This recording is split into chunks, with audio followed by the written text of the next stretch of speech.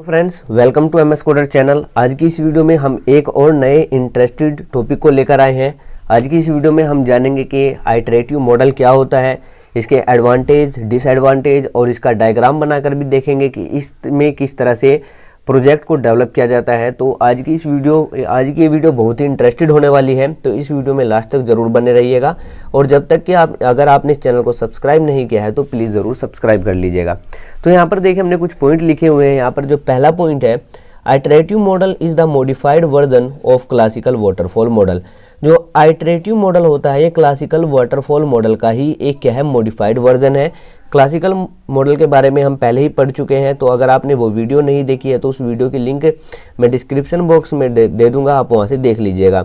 तो जो waterfall model था उसको हमने मॉडिफाइड करके एक नया मॉडल डेवलप किया, एक नया मॉडल क्रिएट किया, जिसको बोलते हैं हम आइटरेटिव मॉडल।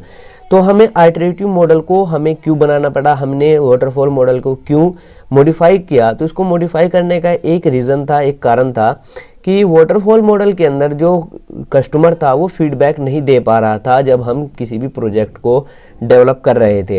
यानी कि डेवलपिंग फेज़ में कस्टमर और जो डेवलपर्स होते हैं उनके बीच में कोई भी लिंक नहीं था।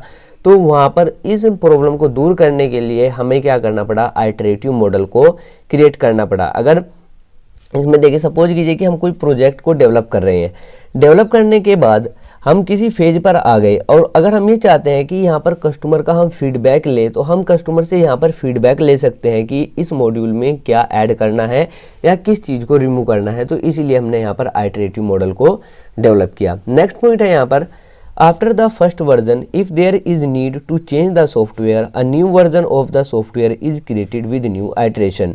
इसमें हमने इस पॉइंट में हमने क्या लिखा हुआ है कि सपोज कीजिए कि हमने सॉफ्टवेयर का एक वर्जन क्रिएट किया, उस वर्जन को हमने यूज़र तक दे दिया, यूज़र तक पहुंचा दिया। तो अब अगर यूज़र कहता है कि इसका नेक्स्ट वर्जन आना चाहिए, मतलब इसमें थोड़ा सा कुछ अपडेट होना चाहिए, चेंज होना चाहिए, तब हम वहाँ पर नए इटरेशन से उसको क्या कर सकते हैं, एक नया वर्जन क्रिएट कर सकते हैं। देखिए हम इसको डायग्राम के थ्रू समझेंगे।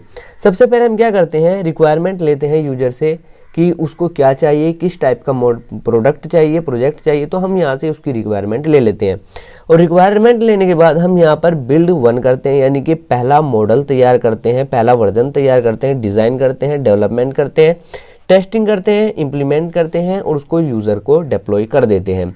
अगर यूज़र उसको यूज़ करने के बाद यूज़र को लगता है कि इसमें कुछ चेंजिंग होना चाहिए, इसमें कुछ इम्प्रूव होना चाहिए, तो यहाँ पर हम नेक्स्ट फेज़ तैयार करते हैं, यानी कि नया वर्जन तैयार करते हैं। प्रोसीजर यही रहता है, सबसे पहले डिज़ाइन करते हैं, डेवलप करते हैं, टेस्टिंग करते हैं और इम्प्लीमेंट करते जाते हैं। और इसमें हर बार हम नए नए वर्जन को क्रिएट करते जाते हैं, नंबर ऑफ n तक।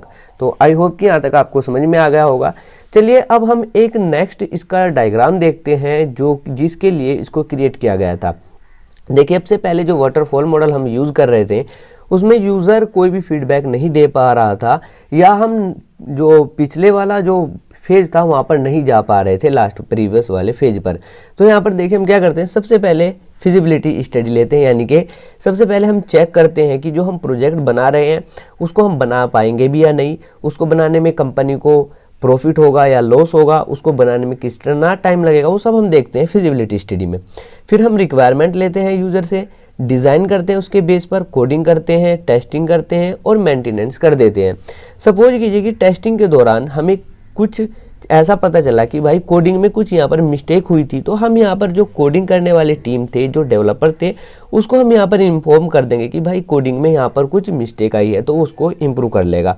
अगर यहाँ पर डिज़ाइनिंग में कुछ प्रॉब्लम आई है, डिज़ाइन करते समय कुछ मिस्टेक्स हुए हैं, तो हम यहाँ पर भी फीडबैक दे सकते हैं।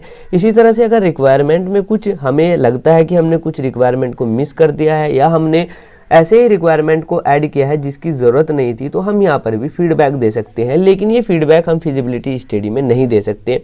तो सिर्फ इसमें यही एक थोड़ा सा डिफरेंस है वाटरफॉल मॉडल में और आइटरेटिव मॉडल में कि हम यहाँ पर फीडबैक दे सकते हैं और जो वाटरफॉल मॉडल था वहाँ पर हम फीडबैक नहीं दे रहे थे। चलिए अब हम इसके डिसएडवांटेज और एडवांटेज के बारे में जानेंगे कि इसके एडवांटेज और डिसएडवांटेज क्या होते हैं। एडवांटेज इसके वही है जो वाटरफॉल मॉडल के थे। बेस मॉडल है, ये भी सिंपल एंड इजी है, स्मॉल प्रोजेक्ट के लिए यूज़फुल। अगर हम स्मॉल प्रोजेक्ट बना रहे हैं तब हम इसको वहाँ पर यूज़ कर सकते हैं। लेकिन यहाँ पर एक और हमें यहाँ पर एडवांटेज मिलता है, वो है फीडबैक का, कि यूज़र यहाँ पर फीडबैक आसानी से दे सकता है। इसके डिसएडवांटेज क्या होते हैं, इसको यूज़ करने से हमें किन किन प्रॉब्लम को फेस करना पड़ता है उसको भी जानेंगे। नो पैरेललिज्म, यानी कि यहाँ पर पैरेललिज्म नहीं होता है, आप बोल सकते हैं नो फेज ओवरलैपिंग। इसका मतलब क्या है कि हम दो फेज को एक साथ काम नहीं कर सकते दो फेज पे। सपोज कीजिए कि अगर ऐसा हो कि टीम ए और एक टीम बी है, टीम ए तो काम करे यहाँ पर कोडिंग पे और टीम बी टेस्टिंग पे काम करे, यानी कि इस कोडिंग को साथ साथ टेस्ट करते चले, तो ये यहाँ पर संभव नहीं है।